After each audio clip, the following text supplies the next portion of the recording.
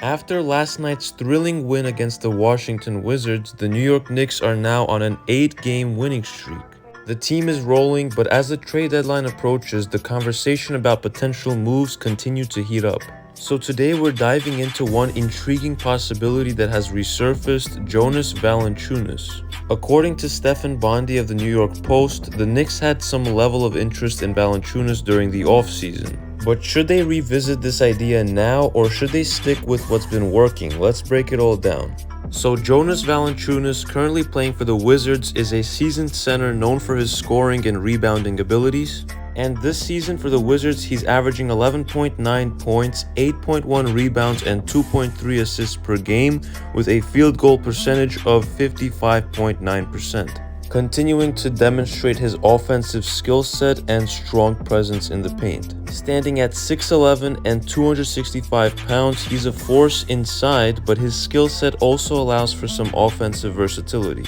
The Knicks' lack of frontcourt depth has been a topic of discussion all season, and Valanciunas could theoretically provide depth and experience, especially with Mitchell Robinson still out. And the Knicks have been without their defensive anchor Mitchell Robinson, who has yet to debut this season as he recovers from off-season ankle surgery. And while Karl-Anthony Towns has excelled at the 5 spot, the lack of frontcourt depth is a concern, particularly with a long season ahead and hopes for a deep playoff run. Adding Valanciunas would give the Knicks a strong rebounder and a reliable scorer in the paint. His ability to post up and contribute offensively could complement Towns' versatility. However, the question is, how well would he fit into the Knicks' defensive schemes? That's where things get tricky.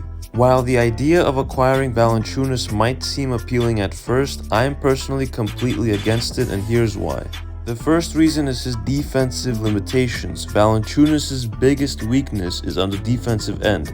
He lacks the mobility and quickness to keep up with faster bigs, which could be a major liability in today's NBA. Defense and rebounding are the Knicks' top priorities, and Valanciunas does not align with those needs. The second reason is Mitchell Robinson's long-awaited return, potentially in late January or early February. And despite his injury history, Mitchell Robinson remains one of the best defensive centers in the league when healthy.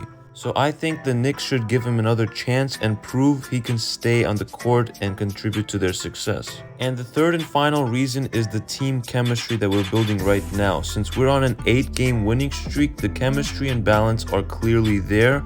So why risk disrupting with a trade that might not even address the team's most pressing needs? But according to Stefan Bondy of the New York Post, Valanciunas did address the Knicks' reported offseason interest last night, saying, quote, "I don't know how serious that was. My agent was handling it. I heard something from that side, but there's a lot of X's and O's, salary cap issues, this and that, strategic stuff.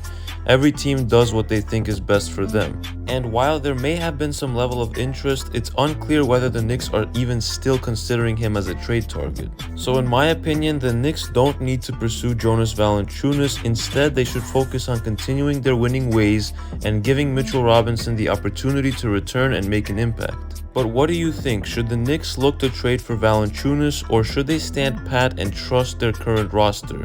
Let me know your thoughts in the comments below. And if you enjoyed this breakdown, don't forget to like the video and subscribe to the channel for more Knicks news and updates you won't want to miss. It's been KNYT here, and I'll see you guys in the next one.